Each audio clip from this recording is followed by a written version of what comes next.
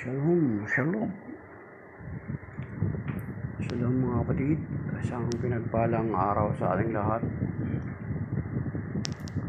Narito na naman tayo ngayon sa ating Preaching in the Wilderness series, kung saan binabasa natin ang Ebanghelyo ng Panginoon na binabasa sa lahat ng mga Katolikong simbahan. At binabati natin yung mga kaibigan natin, yung mga sumusuporta sa atin, yung mga nakikisa sa atin palagi, yung mga hindi Katoliko or Katoliko man. So, isang pinagpalang araw sa ating lahat. And the gospel of today is taken from the gospel of Saint Matthew, according to Saint Matthew, chapter 17, verses 14 to 20. Glory to you, Lord. When they came to the crowd, a man of Rhodes knelt down before him and said, Lord, have pity on my son, for he is a lunatic and suffers severely. Often he falls into the fire and often into water. I brought him to your disciples, but they could not cure him. Jesus said in reply, O faithless and perverse generation, how long will I be with you? How long will I endure you?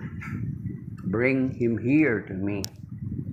Jesus rebuked him, and the demon came out of him, and from that hour the boy was cured.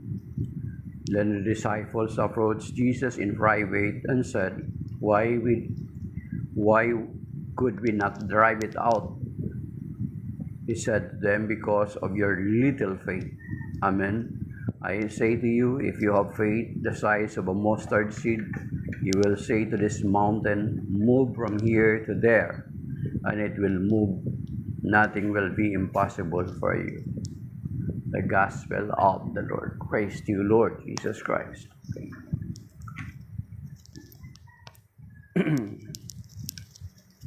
So, ang Ebanghelyo ngayon ay ang pagpapagaling ng Panginoon ng isang yung may tinatawag na may seizure, mayroong epilepsy or epileptic na karamdaman. At sinabi nitong ang tatay ay sa kanyang pagmahal sa kanyang anak ay naglumuhod sa harapan ng Panginoon Kristo at nagmakaawa na kung pwede ay pagalingin yung kanyang anak. So, ang sabi niya na inilapit niya ito sa alagad, sa kanyang mga alagad, sa alagad ng Panginoon, yet walang nangyari. And then sa verse 17, ang sabi ng Panginoon, Jesus said in reply, O faithless and perverse generation, how long will I be with you? How long will I endure you? Bring him here to me. Jesus rebuked him, and the demon came out of him, and from that hour the boy was cured. So, ang isa sa reason kung bakit hindi nila napalayas or napagaling yung bata ay sabi ng Panginoon is faithless and perverse generation. Kawalang pananampalataya or kakulangan ng pananampalataya. So, kung babasahin natin sa Biblia, mga kapatid, kung nagbabasa tayo ng New Testament, ang Panginoon ay kumikilos not because it is our needs, but it is because of our faith, mga kapatid, sa ating pananampalataya.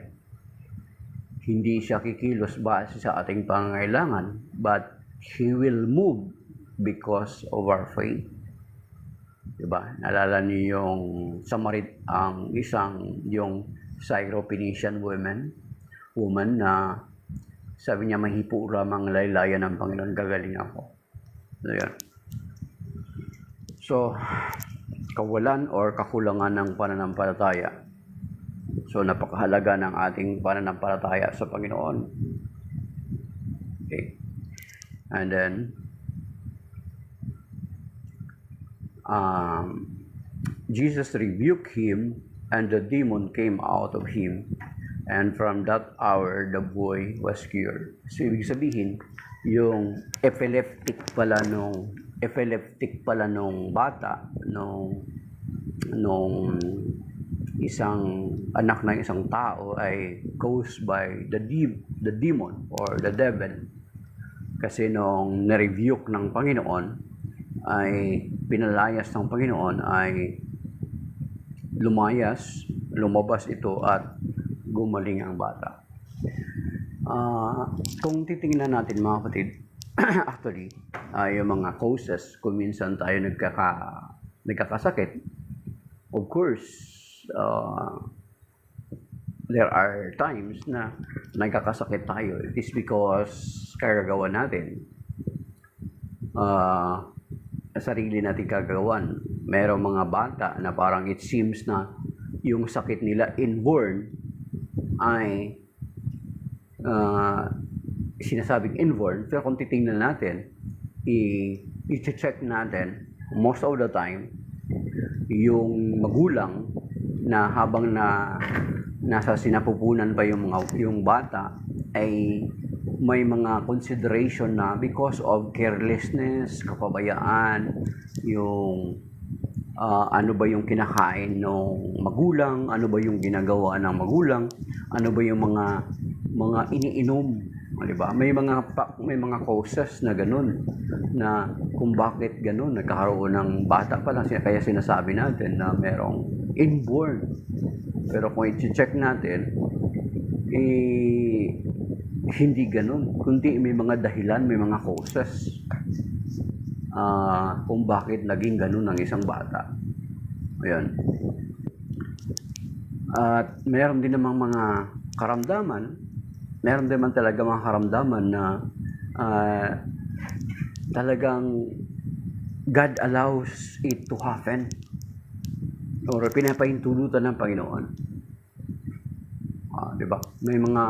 May mga karamdaman kung minsan na mga pinapahintulutan ng Panginoon despite of yung pag-iingat natin. Di ba? Halimbawa, di ba, kapag trabaho ka lang ng trabaho, di ba? Wala kang pahinga. Kung minsan, yung matrangkaso ka, kung minsan yung trangkaso na yun is 1 week, mga kapatid, almost 1 week. Pero kung titingnan natin, yung karamdaman na yun ay makakabuti din sa atin. Kasi kung hindi ka magkakasakit, hindi ka magpapahinga, hindi ka makapag-leave of absence, wala kang valid reason why you are absent. Kaya kung minsan yung mga ganong nararamdaman, blessing in disguise, mga kapatid. Kasi sa pagkakasakit mo, makapagpapahinga ka. Di ba? Kung wala kang sakit, wala kang rason na para ka umabsent. Di ba? Merong ang joke na bagyong-bagyo na, bahang-baha na. Boss, hindi ako makapasok. Sabi nung kasi baha na sa amin. Tapos sabi nung boss niya na tumatawag, hindi, pumasok ka. Gumawa ka ng paraan. You see? So, kapag walang itong may mga karamdaman kuminsan na dumarating sa atin, kuminsan paraan din ito para yung katawan natin ay maipahinga natin. Ayan.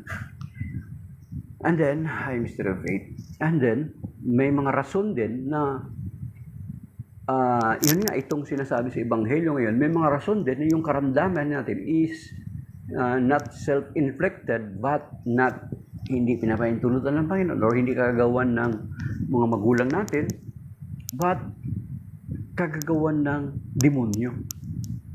Diba? Ay yung patungkol pala doon sa sakit ng halimbawa, sinasabi na inborn, di ba? Kung maalala niyo, naalala ko yung sa John chapter 9, yung bulag. Di ba tinanong ng mga alagad ang Panginoon? Sabi niya, sino bang may kasalanan? Ang magulang ba ng batang ito? Or siya mismo kung bakit siya nagaganyan?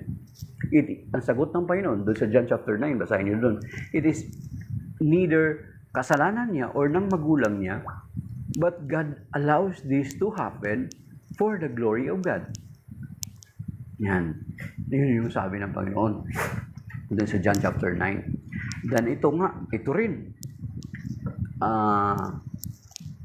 Itong bata, ang causes ng kanyang pagkasakit ng bata, it is because of the devil, the demon that inflicts him harm, mga kapatid. Pero alam nyo ba, na sa ating kapanahunan ngayon, kalimitan kung bakit ang mga may mga karamdaman inflicted ng demonyo, but prior to that, it is because the parents allows it or makes it to happen. Baka magkokontra kayo diyan. Alam niyo ba 'yun, mga kapatid? Ang demonyo, kaya siya nakakapag-harm sa atin, it is because the parents of that child unknowingly, may mga ginawa siyang mga bagay that the devil or the demon ay nakapag-harm sa member ng kanyang family. Sa anong paraan? It is because of the sin of the parents. Sa dahilan dun sa kasalanan na ginawa ng mga magulang. Kahit magtanong tayo sa mga exorcist, most of the time, ganon yung nangyari. And sometimes, sometimes, nagiging blessing in disguise din ito, mga kapatid. Katulad nung isang nakwento ni na Brother Wendell Talibong. May isang member ng isang sikat na organization, sabihin na natin Mason, sikat naman talaga yan. Mataas na degree na yung degree na ng tatay. Yung anak niya na possess. Na kahit anong, siguro natural kung mapera, usually ng mga member ng mga Mason, mga mapera, mga mayaman. Of course, pinadala mo na sa doktor, baka pinadala sa albularyo, pinadala sa kung saan-saan. Nung mawala ng magawa yung mga doktor o albularyo, isa na lang ang kanilang pupuntahan, the Catholic exorcist. So, sa Catholic exorcist, once na idalhin, may brought out mo yung kaso na ganyan, the Catholic exorcist is hindi basta-basta sila mag-set ng deliverance or exorcism. Kasi na-possess yung bata. Ang gagawin nila is magkakaroon sila ng series of investigation. In Jesus' name. Yan. Sandali. Kain tayo ng exorcise soul. Yeah, okay. Blessed and exorcised soul.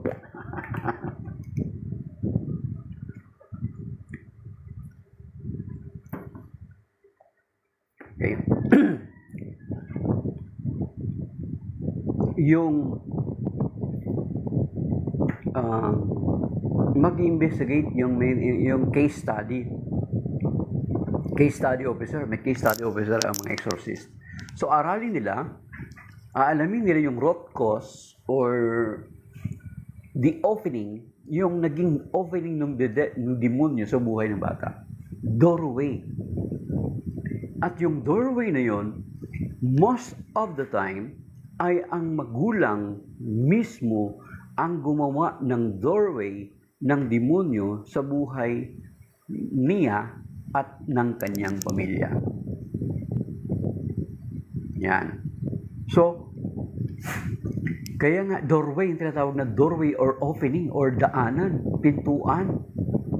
So yung magulang, because of their sin, it opens a door to the devil na makialam ang demonyo sa buhay niya at ng kanyang pamilya. That is why the devil ay nakakapag-cause ng harm sa member ng family. So, ayun mga kapatid. And then, kaya nga sinasabi dito sa Ephesians chapter 4, mga kapatid. Ito sabi dito. So Ephesians chapter 4 verse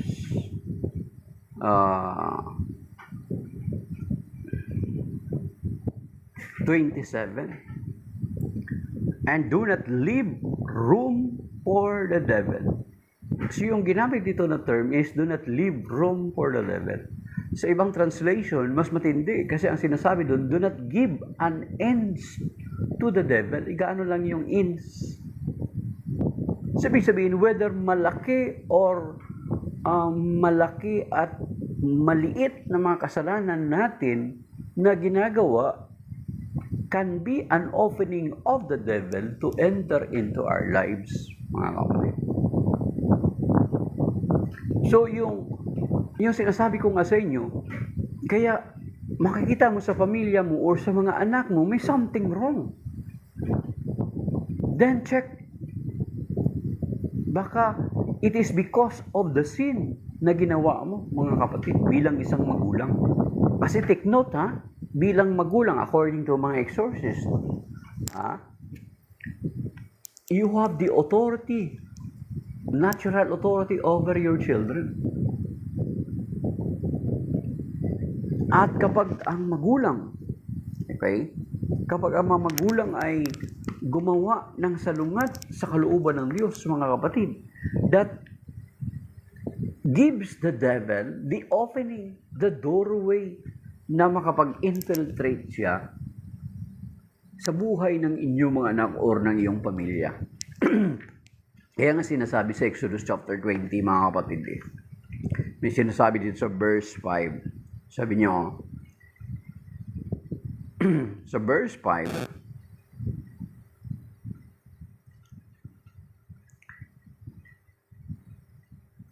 you shall not bow down before them or worship them, for I, the Lord your God, am jealous God, inflicting punishments for their fathers' wickedness on the children of those who hate me, down to the third and fourth generation, but bestowing mercy down to the 1,000th generation on the children of those who love me and keep my commandment. Especially, di ba, ito nangyayari ito usually, mga kapatid. Nangyayari ito if yung mga magulang, especially kahit sa mga ancestors natin, nag-engage into occultism, witchcraft, sorcery, black magic. Ito yung mangyayari, mga kapatid. At ito yung nagiging opening sa demonyo para sa makapag-infiltrate sa buhay ng mga anak nyo. Kaya kapag yung isa sa mga anak nyo, bakit na-possess? It is because maaring ikaw mismo bilang magulang ang nagbigay daan or nagbigay ng puwang or pintuan or daanan na makapasok ang demonyo sa buhay nyo. Example, mga kapatid, noong high school ako, may mga estudyante na possess. Ayun, kwento ko na ito sa Viral Times na ako rin yung may kagagawan kung bakit nagkaroon ng banal na misa sa amin. Kasi nagkaroon ng election ng Student Body Council, tumakbo ako, although hindi ako nanalo. Isa sa platform ko yun, at least once a month ako dapat magkaroon ng misa dito sa school. Nung nagkagulo na, dahilan dun sa kagagawan din namin. I-insist namin magkaroon ng pre-uniform sa school. Then, nung nagkaroon ng misa, nung during consecration, mga kapatid,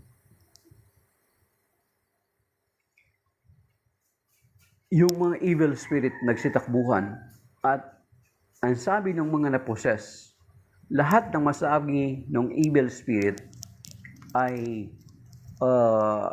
na-possess. At dalawa dun sa na-possess kababayan ko, isa kapitbahay ko. At nung nitong huli nalaman ko na yung pagiging kapag may mga albularyo pala sa pamilya mo or lulo or lula mo, isa yun sa offering that will cause harm to your children or grandchildren. Yung kapitbahay ko, yung lula nun, manggagamot. Yung isang kakilala ko, yung lula nun, manggagamot. Oh, bakit sila na-possess? Because it is an opening in their lives, mga kapatid. So you see? So, kaya ito yung nangyari kung bakit maari itong batang ito na na-possess is ang magulang niya gave an opening or doorway to the devil to enter their lives, mga kapatid. Okay? So, paano natin ito ma-close, itong opening na ito or doorway ng demonyo sa buhay natin? Of course, talikdan natin or i-renounce natin yung i-renounce natin at i-break natin yung unholy ties natin between our ancestors who practice witchcraft, sorcery, or black magic, mga kapatid. And all that is contrary sa sinasabi sa tinuturo ng simbahan. Makikita natin yan sa Catechism of the Catholic Church number 2116, 2117, and then dun sa summary niya na 2138, mga kapatid. Makikita natin, basahin natin doon. Those are the opening. Dapat i-renounce natin yun. I-renounce natin yung, and then ihingi natin ng forgiveness yung kasalanan ng mga ancestors natin kung patay na sila. Then, kumbaga parang ikaw yung mag-intercede for them, ikaw maging intercessor, ikaw yung parang si Moses, di ba? Parang ikaw yung si Moses doon sa Exodus chapter 17, that while your Israel fights with their enemy, Moses is on the mountain praying. Yan. So parang tayo yung nag-intercede sa ating pamilya. I-renounce natin yung pagkasangkot natin doon, yung i-break natin yung unholy ties, and then mag-consult tayo, kung meron tayong ganun, mag-consult tayo sa isang Catholic exorcist. Sasabihin natin, Father, paano yun, yung pamilya ko, lula ko is before they engage with witchcraft, black magic, or bludo, or sorcery, pangkukulam, panggagaway, yung panggagamot na may mga bulong-bulong, pananawas. Those are big deal, mga kapatid, na sakop siya dun sa sinasabi sa Exodus chapter 20, verse 5. Because that will cause a door open for the devil sa buhay natin. Ayan, mga kapatid. Isa na doon, of course, isa na doon yung mga pamahiin, mga superstition. Those are opening also sa buhay natin. Yung paniniwala natin sa mga horoscope, sa paglalaro ng Ouija board, spirit of the glass, mga kapatid. And then yung pamahiin, lahat, any form of pamahiin, mga object, mga religious object, mga pingsoy object, mga sa Chinese objects na yan, mga kapatid. Those are opening of the devil. Mga lucky charm, those are opening. Ilalo na ngayon, mga magulang, there are parents na okay lang sa kanila yung mga anak nila nagsusuot ng evil eye. Alam niyo evil eye, mga kapatid? Try to research what is evil eye. Diba? Sinusuot. Meron pa nga iba inilalagay sa pintuan. Inilalagay sa kanilang pintuan, mga kapatid. I-check nyo kung ano yung mga pinaglalagay nyo. Baka yan na yung isa sa mga doorway or mga bagay na ginagawa mo na naging doorway ng demonyo sa buhay mo to interfere in your lives, mga kapatid. Yan. So, kapag may mga nakaranas ka ng ganun, na para bagang hinaharas ka ng demonyo, better for you to consult a Catholic exorcist. Kung sa parokya niyo wala, most possibly alam ng mga parokyan kung sino yung exorcist sa inyong diocese. So, better to consult and then ilapit mo yung situation mo. Yan. Yan, kapatid. So, yun, mga kapatid. At ang Panginoon, nung nilapit ng tatay ang kanyang anak sa Panginoon, at makikita natin na pinalayas ng Panginoon. Diba? So, makikita natin yung full authority ng Panginoon kasi biruin mo siya, pinalayas niya lang without using any other name. Sa atin, kapag magpalayas tayo, we are using the name of the Lord. And FYI, kung kayo na mga magulang na mamumuhay ayon sa kalooban ng Diyos, sa grasya ng Panginoon, the state of grace, sabi ng mga exorcist, kayo na mga magulang has the authority over your children. So, kung may mga anak kayo na rebellious, suicidal tendency, may mga sakit, or matigas ang ulo, you can pray over them as a parents.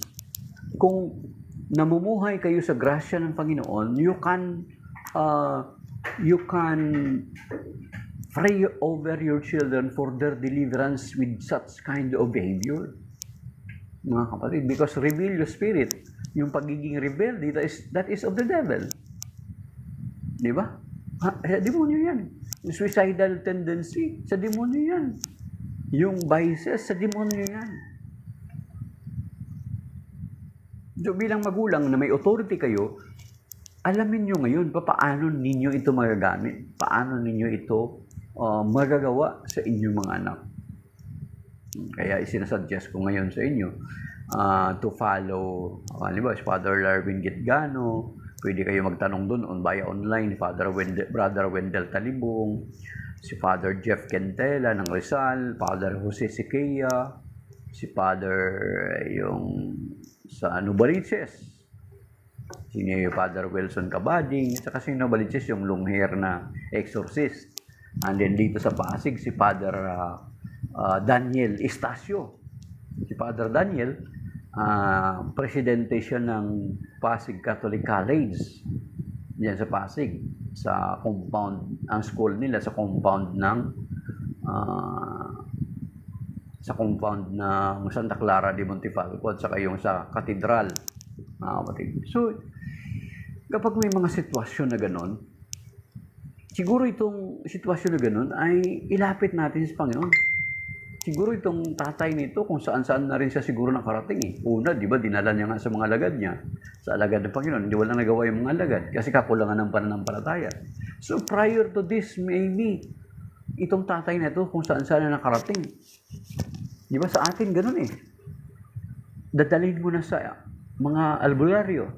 Dadalhin mo na kung saan-saan, sa mananawas. Dadalhin mo na kung doktor. Di ba? Hinuhuli na natin ang Panginoon. Di ba? Most of the time, nauna na sa albularyo. Pero which is supposed to be, hindi dapat, mga kapatid. Kasi lalo lang binibigyan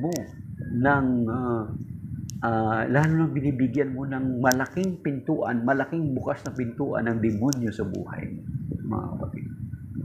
Yan. So, kung merong mga problema sa inyong mga anak, it seems itong anak ko to, bakit ganito? Parang something wrong. Mga kapatid. Lalo na kapag yung mga anak nyo ay nagpa-practice na ng mga witchcraft, mga black magic, hindi mo alam, nag-aaral sa school. Yung mga kaibigan, naglalaro ng mga Ouija board, at saka yung Spirit of the Glass. No. So, there has been way ang mga magulang. Kaya, bilang magulang, kapag may nakikita na kayong ganyan, better na i-consult natin sa mga Catholic exorcist natin, mga kapatid. At ang Panginoon, sabi ng Father Jason, good morning. Kapag meron tayong mga Father Jason, exorcist din po ba kayo? Ayun. So kung merong mga problema mga ganun, mga kapatid, na it seems na parang akala mo wala lang, try to consult our Catholic exorcist. Huwag nating dalhin sa albularyo because it will cause more harm for your children or even for yourself. So mas mainam pumunta tayo sa Catholic exorcist. Of course, hindi natin i-neglect yung pagpunta rin sa ospital. Pero kapag yung mga sakit mo, halimbawa, ay hindi ma-determine ng doktor, ay maybe pag hindi ma-determine ng doktor, maybe that is a time for you to go to an exorcist. Mga kapatid. Kasi yun yung ang pag-science na hindi na makakuha ng science. Yan. So, kaya ito yung ebanghelyo ngayon, mga kapatid. Pinapaalalahanan tayo na baka tayo ng mga magulang or even us ourselves kung bakit na hinaharas sa demonyo because we allow him, mga kapatid. Papaano natin siya inalaw? When we open a door for him. At papaano tayo nag-open ng door for him? It is because of our practices, of our beliefs, which is contrary to the official teachings of the Catholic Church. Lalo na yung doon sa CCC 2116-2117. Basahin natin yung mga kapatid. So that is why the devil, nagkakaroon siya ng foothold sa buhay natin. Kaya nga, ang sabi ng banal na kasulatan, sa James chapter 4, verse 7, sinasabi dyan, submit yourselves therefore to God, and resist the devil, and he will flee from you. So, isubmit natin or ibigay natin ang ating sarili sa Panginoon. Papaano sa ating pagbigay sa sarili sa Panginoon? Of course, alisin natin yung mga bagay-bagay na salungat sa ating pananampalataya, mga kapatid. Submit yourselves therefore to God. After we submit ourselves to God, let us wear the full armor of God. At makikita natin yan doon sa Ephesians chapter 6, verse 10 to 18. Diba? So bilang mananampalataya, after we submit ourselves to the Lord, let us wear the full armor of God para hindi ano man yung palaso ng kalaban, ano man yung atake ng kalaban, hindi niya tayo ma-harm. Hindi niya tayo masasaktan because we are wearing the full armor of God that is written in Ephesians chapter 6 verse 10 to 18. Yan, makikita natin yan doon, mga kapatid. And then, because we need to wear this full armor of God because alam naman natin, mga kapatid, na sinasabi sa Ephesians chapter 5 verse 8, 1 Peter chapter 5 verse 8, mga kapatid. Di ba? Maghanda kayo at magbantay sapagkat ang inyong kalaban, ang demonyo, ay parang liyong umaaligid at umaatugal at naghahanap ng kanyang masisila. You see? At kapag you are not aware, take note, ang ginamit dito is leon. Kapag ikaw naman nanampalataya, you are separating yourselves, wala kang connection sa simbahan, you are separating yourselves from the herd or from the flock. Most possibly, isa ka sa mga target ng demonyo kung hinihiwalay mo ang iyong sarili sa kawan, sa ibang mga tupa. At kapag makita ka ng demonyo na hihina-hina, yun mga kapatid. kung bakit ginamit na leon dyan, di ba? Nakita nyo naman siguro yan sa Animal Kingdom, sa Animal Planet, how the lion attacks, mga kapatid. So, unang gagawin natin para magtagumpay tayo laban sa Diablo, let us submit ourselves to God. James chapter 4 verse 7. At labanan natin ang Diablo. And then after that is, let us wear the full armor of God. Basahin nyo na lang po yung Ephesians chapter 6 verse 10 to 18. Sapagkat alam natin na 1 Peter 5:8 na ang ating kalaban ay parang liyong umatungal, umaaligid-aligid at naghahanap ng mga sisila. So dapat lagi tayong handa, mga kapatid. And of course, gawin natin kakampi ang Diyos. Gawin natin ang Diyos ay laging nasa atin. Huwag tayong humiwalay sa Panginoon. Di ba? Sapagkat kung ang Panginoon ay sumasa atin, sinong laban sa atin? Romans chapter 8 verse 31, mga kapatid. So kaya hindi tayo dapat matakot. Kaya tigilan na rin natin, isa pa, tigilan na rin natin yun kapag alam mo, if you know that the Lord is with you, and He will fight for you, Exodus 14:14. And you know that the Lord is with you, then iwasan na natin yung sinasabing tabi-tabi po kapag pumupunta ka sa mga lugar o sa mga kabundukan. If you know your relationship with the Lord, you don't need to do so. Na tabi-tabi po. No. Hindi mo dapat gagawin yun. Because to say tabi-tabi po, mga kapatid, to say tabi-tabi po, sa mga lugar na parang enchanted, mga bundok, mga liblib, is a form of submission to the devil. Then why you will submit to the devil? Why you will say tabi-tabi po? Tabi-tabi po. Bakit ka magtabi-tabi?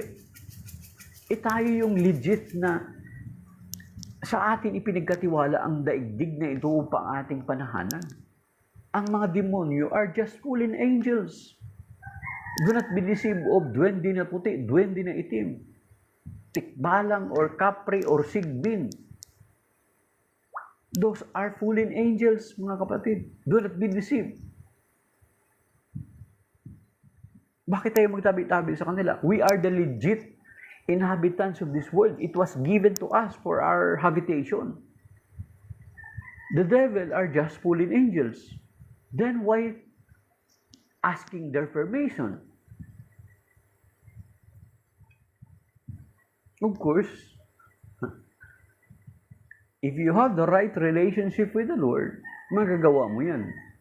Kaya siguro mo ginagawa yan, nagtatabi-tabi po ka, kasi alam mo kung ano yung relationship mo sa Panginoon, mga kapatid.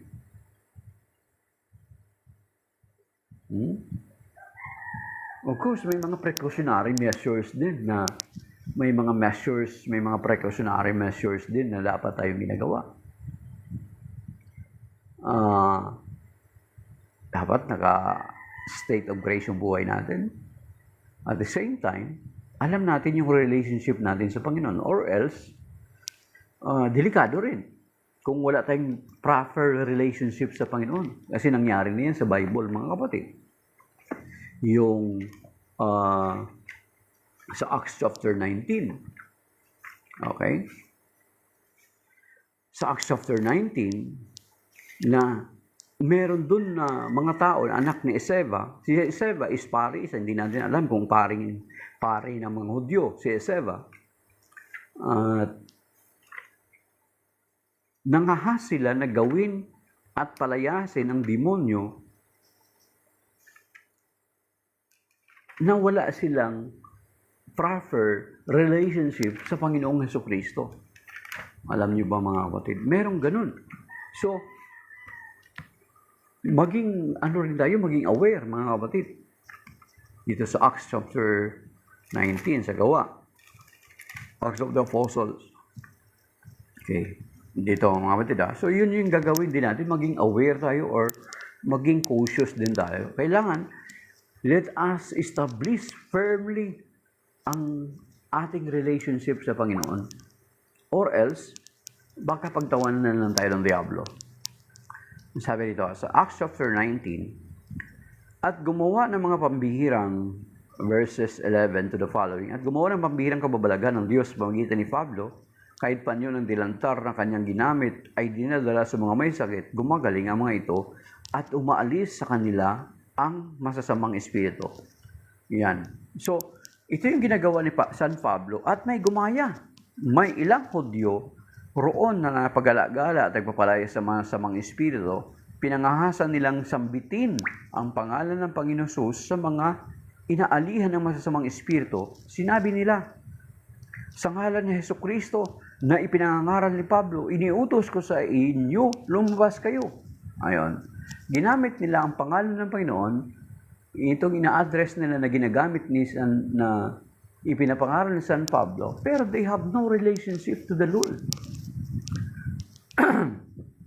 Okay. Sa verse 14, kabilang sa gumagawa nito ang 7 anak na lalaki ng isang pinakapunong saserdoteng Hudyo na ang pangalan ay Sceva. Ngayon, sa pinakapunong saserdoteng Hudyo pala si Sceva.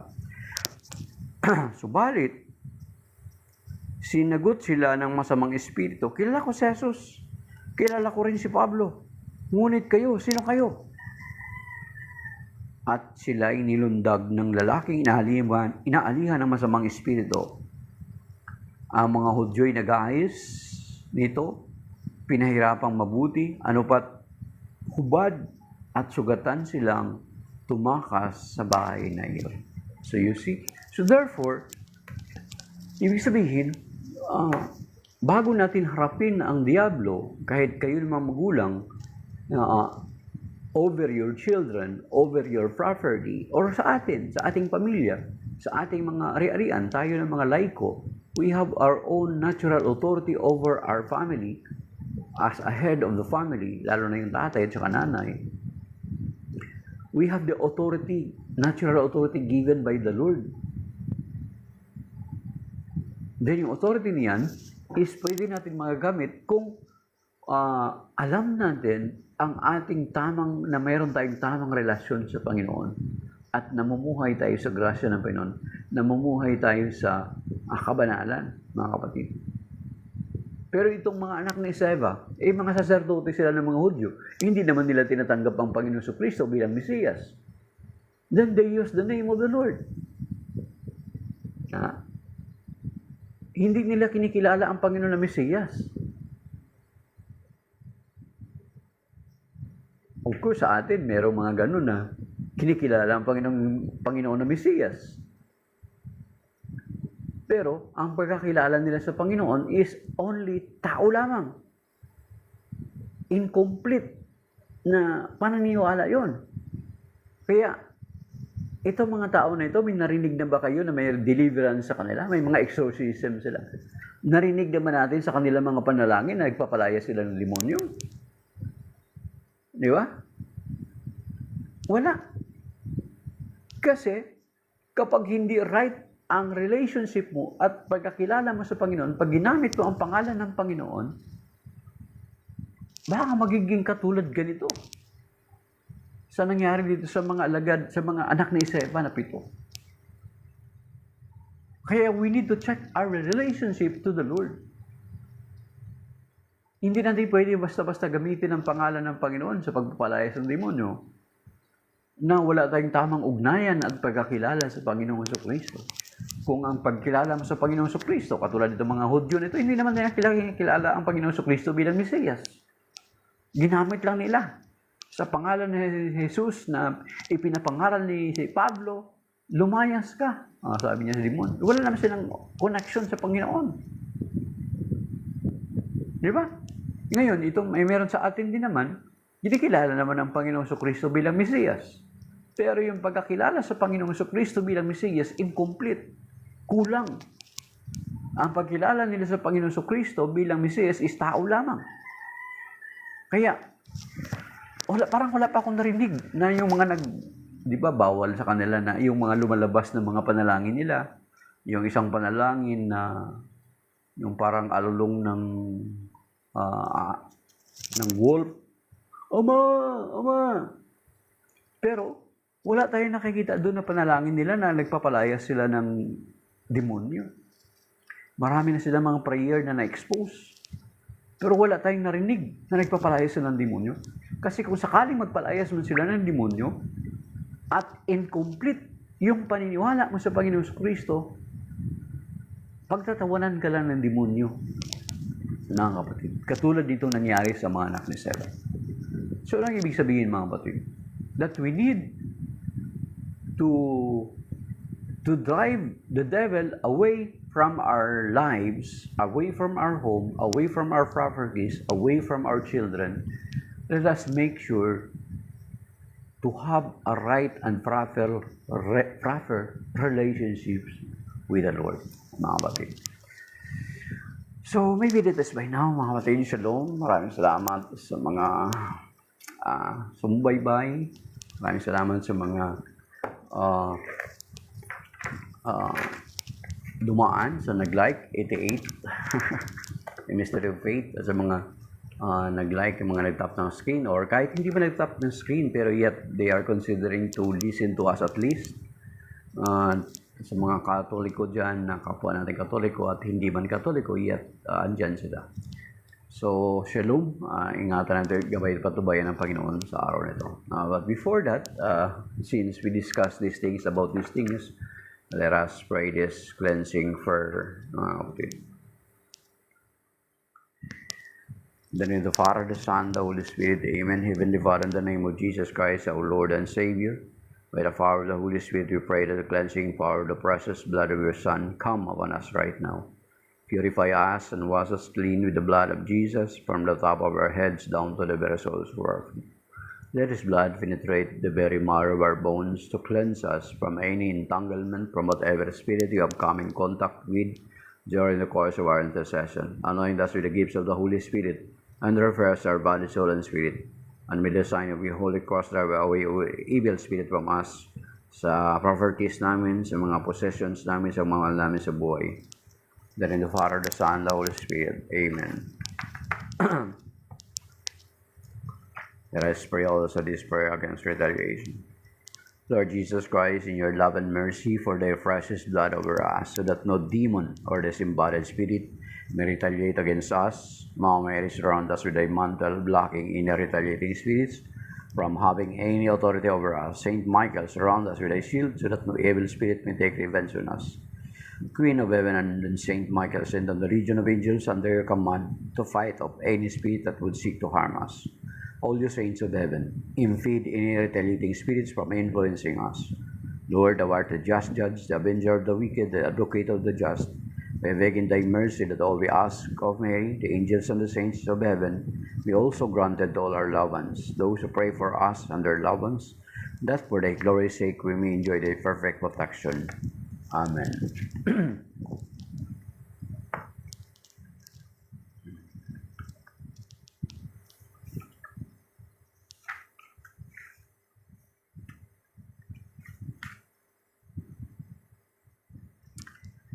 Prayer to Saint Michael for protection. Dear Saint Michael, Archangel, protect us both body and soul from the evil one, his followers, and anyone who approaches us with malicious intent. Protect us, our bodies, and our cars as we travel about in our daily activities, especially today.